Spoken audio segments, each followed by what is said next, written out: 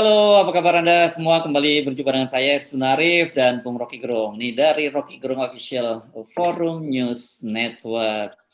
Bung Rocky, bagaimana, apa kabar? Ini kita hari Senin, hari perdana ya. Mudah-mudahan membawa semangat buat kita semua. Setiap kali Senin orang berharap seminggu itu akan ada kebahagiaan, tapi selalu batal. Karena selalu dibatalkan oleh ambisi, dibatalkan oleh berita buruk yang justru datang dari istana. Dan terlihat istana lagi serius untuk dalam seminggu ini membabak belurkan Golkar.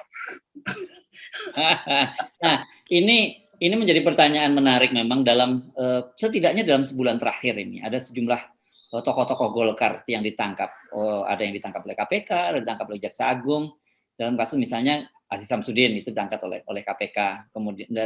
Kemudian ada mantan Gubernur Sumatera Selatan Alek Nurdin ditangkap oleh Kejaksaan Agung, dan sekarang anaknya. Nah, ini saya kira ini tragedi untuk keluarga Alek Nurdin. Anaknya Alek Nurdin, Dodi Alek Nurdin yang jadi bupati itu ditangkap oleh KPK. Kemudian orang bertanya-tanya, orang sebenarnya bukan against gitu ya terhadap penangkapan itu, layak saja ditangkap, tapi orang bertanya-tanya kenapa ya Golkar yang jadi target gitu ya, padahal kan banyak juga kasus di KPK itu yang berkaitan dengan tokoh-tokoh PDIP kok nggak ada follow up-nya. Itu pertanyaan publik, Bung Rocky. Apakah ini ada tanda-tanda sudah mereka mulai berpisah jalan? Kelihatannya begitu, sebab rompi KPK yang warna orange itu sebenarnya gabungan antara warna merah dan warna kuning. Merah dan kuning kalau dicampur kan jadi orange tuh. Gitu. Terus saya terangkan itu tuh. Oke. Ini ada pilih warna. Ini namanya pemerintahan Jokowi pilih warna, bukan pilih kasih tuh. Golkar doang yang dihajar itu. Artinya ada ketegangan di dalam istana itu. Pasti ketegangan antara Golkar dan PDIP itu. Nah, Jokowi seperti biasa, dia sebenarnya mau cari perahu baru lewat Golkar karena nggak cocok dengan PDIP. Nah, itu berarti ada pihak ketiga yang menghendaki agar supaya Golkar dihancurkan lebih dahulu supaya Jokowi nggak punya perahu lagi itu. Kira-kira begitu cara berpikir provokasi, karena saya mau berpikir provokasi aja hari ini. Enggak, tetapi kalau lepas dari soal provokasi atau tidak, itu orang bertanya-tanya. Karena kasusnya itu beberapa kasus PDIP, kemarin misalnya dalam Bansos itu kan sudah ada pengakuan di persidangan, gitu. Bahkan juga sudah mereka sudah melakukan penggeledahan. Kenapa kasusnya mentok? Terus juga berkaitan dengan Harun Masiku. Harun Masiku itu jangan dilihat Harun Masikunya ya, tetapi siapa orang di belakang Harun Masikunya. Ya.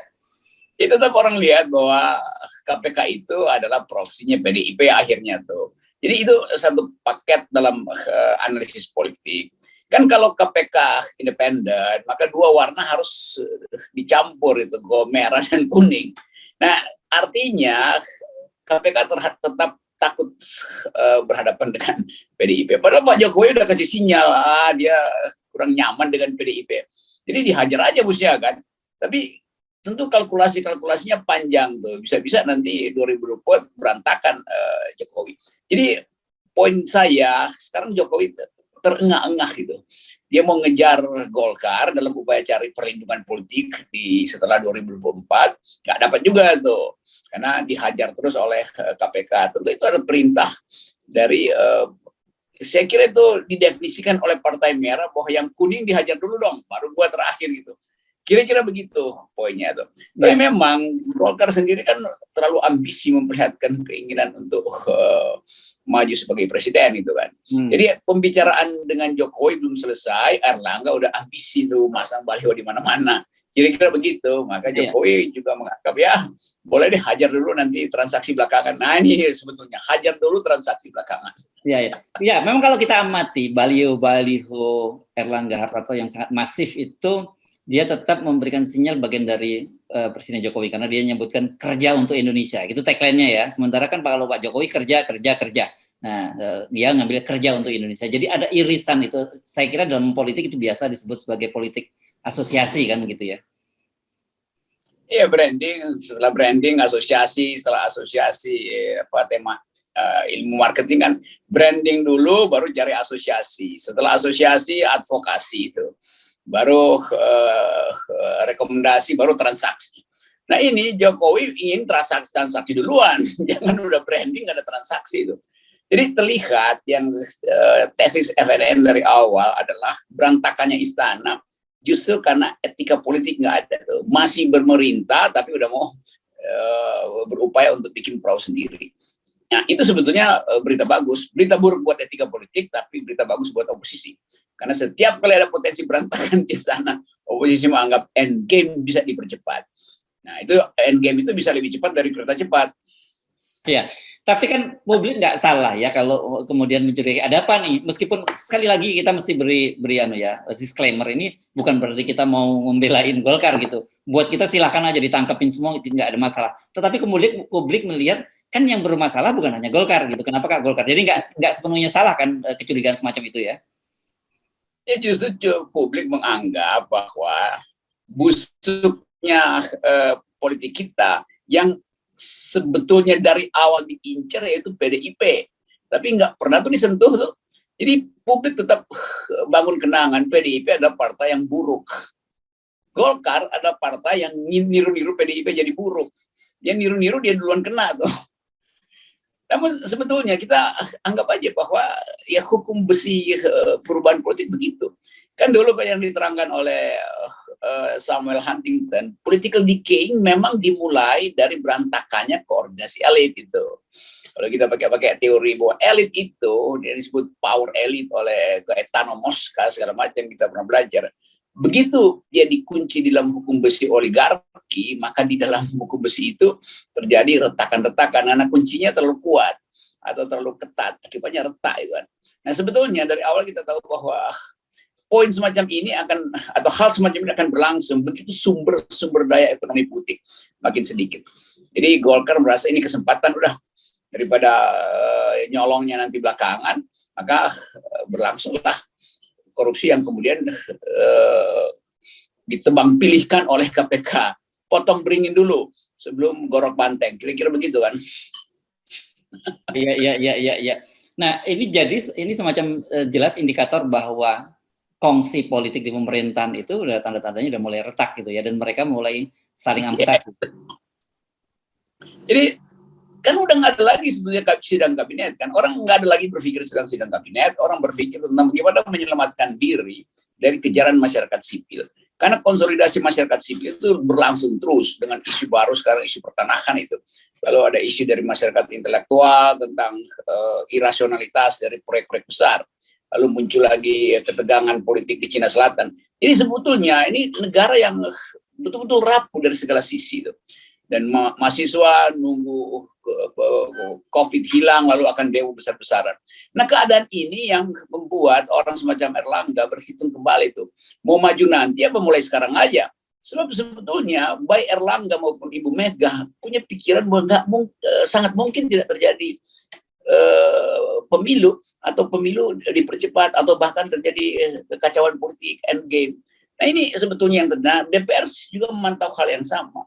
Golkar sebagai fraksi di DPR juga memantau agenda sidang istimewa, dan di situ mungkin Golkar menganggap kalau gue ditekan terus sementara PDIP dimanjakan, gue main di sidang istimewa untuk lengserin Presiden Jokowi itu hal yang sangat mungkin terjadi karena kita tahu watak Golkar itu nggak mungkin dilakukan oleh PDIP berhitungnya terlalu lamban, Golkar berhitung terlalu cepat dan maksudnya berhitung lebih pragmatis daripada PDIP itu. Kira-kira begitu. Keahlian Golkar kan ngintip di mana yang mungkin ada tikungan, di situ dia siram oli. Oke, karena kalau kita lihat dua kasus ini ya pada Golkar, yang para tokoh-tokoh Golkar ditangkap semua ini dua-duanya tragedi. Dan jangan lupa ya kalau kemudian kita ngomongin Kejaksaan Agung yang menangkap Alex Nurdin itu, di situ kan ada orang nggak bisa melepaskan bahwa Jaksa Agung itu adalah adik dari politisi PDIP kan. Ya gitu ya. Jadi orang pasti menghubung-hubungkan itu, dan dua-duanya tragedi pertama Aziz Samsudin ini orang yang pada waktunya di ketua komisi 3 dulu itu adalah yang secara aklamasi memenangkan Firly sebagai ketua KPK, dan mereka melawan dengan semua logika publik yang mempersoalkan moralitas Firly sebagai seorang ketua KPK yang baru. Dan kemudian tragedi kedua ini Alex Nurdin dan anaknya. Saya kira ini juga dua tragedi sama-sama, dua-duanya masuk ditahan karena kasus korupsi. Iya, karena pewarisan korupsi itu berlangsung bahkan di dalam keluarga inti itu, nuclear family itu, keluarga bakti itu. Jadi memang itu bukan lagi soal Golkar, tapi betul-betul korupsi ini melembaga bahkan di tingkat pewarisan mungkin udah genetik sifatnya tuh. Jadi sebetulnya kita mesti lihat ini fenomena satu kali sebagai bahaya besar pada bangsa. Bagaimana mungkin ada dari awal tuh suami istri ditangkap KPK, bapak anak ditangkap KPK. Nah kekacauan ini kan mestinya masuk dalam kepala presiden kan, supaya dia hentikan kereta cepat. Kita bongkar dulu ini soal kereta korupsi ini yang melaju kayak juggernaut gitu. Tapi sebetulnya lebih dari itu, saya menganggap bahwa yang ketar-ketir sebetulnya Ganjar. Karena satu waktu Ganjar akan diseret lagi dalam isu yang justru dikenal dengan baik oleh PDIP. Jadi PDIP kalau udah kesel itu bisa dikasih sinyal pada KPK supaya istilah sekarang golkarkan Ganjar. Digolkarkan, artinya di KPK kan. Iya. Itu bahayanya. Ya, karena kita juga publik pasti juga masih mencatat karena bagaimanapun juga Ganjar itu ada kasusnya yang menunggak di KPK gitu, dan kasus iktp itu setiap saat bisa dihidupkan kembali gitu untuk menyandera dia ya kalau dia terlalu maju kan. Ya, saya kira bakal dipakai tuh. Jadi udah nanti karena itu Ganjar udah bersiap bikin video bahwa dia itu adalah bintang 4, jadi nggak bisa dipersoalkan, lagi ngajar di kepolisian gitu kan. Tapi saya balik pada saya membaca betul ketegangan masyarakat sipil itu yang diam-diam mengetahui sekarang bahwa istana dalam keadaan lunglai, nggak ada koordinasi, bahwa Presiden Jokowi mesti nyindir BUMN. Padahal dia sendiri yang menginginkan agar supaya BUMN ditugaskan untuk hal-hal yang sebetulnya bukan kerjaan BUMN itu.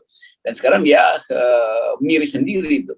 Nah itu yang dibaca oleh publik bahwa, atau apalagi oleh mahasiswa, ini saatnya untuk lakukan endgame. Demikian juga investor asing melihat kekacauan koordinasi dalam korupsi, ya semua menunggu MOU, pasti banyak yang bakal dibatalin karena kasus korupsi ini naik terus. Jadi sekali lagi, seluruh fasilitas teoritis sudah kita ucapkan bahwa keadaan ini adalah awal, kita sering sebut the beginning of the end, dan itu makin menjadi fakta. Dua partai besar terlibat korupsi itu artinya mental yang harusnya menghasilkan harapan tidak lagi dilihat publik sebagai dua partai yang punya harapan. Itu dengan cepat bisa membesar kalau ada krisis ekonomi kecil aja. Dan itu yang saya anggap bahwa orang-orang semacam Sri Mulyani, Mahfud MD, mesti udah keluar dari kabinet. Masa Sri Mulyani lihat di depan mata Golkar membusuk, PDIP memburuk, tapi masih ada di situ kan. Demikian juga Mahfud MD, dua-duanya teman saya mau ingatkan aja bahwa dua orang itu nanti yang harusnya jadi contoh, ya sebut contoh ekstrim untuk menghasilkan ulang public ethics. Saya membayangkan mestinya hari ini Pak Mahfud dan Ibu Sri Mulyani udah telepon-teleponan supaya bikin blok baru di dalam kabinet untuk memberi sinyal bahwa kita atau dia berdua tidak terlibat di dalam soal korupsi. Maka bikin joint statement, misalnya joint statement malam ini Sri Mulyani dan Mahfud MD mundur dari kabinet. Besok itu elektabilitasnya naik tuh. Lalu orang bilang oke, Sri Mulyani presiden, Mahfud MD wakil presiden. Tentu Mahfud maunya dia duluan itu, tapi buat saya Sri Mulyani duluan dah. Ini permainan isu aja, karena itu saya sebut tadi provokasi. Tapi saya serius bahwa orang masih menganggap ada dua sumber etik walaupun sudah redup di situ, yaitu Sri Mulyani dan Mahfud MD. Karena mereka berdua tidak terlibat di dalam perkoncoan politik partai. Kan itu mestinya disadari itu. Masa kita mesti ajarin pada dua doktor itu tentang etika publik itu. Tapi saya anggap bahwa itu juga susah dilakukan karena publik udah tidak lagi menghendaki siapapun dari istana untuk jadi simbol harapan Republik.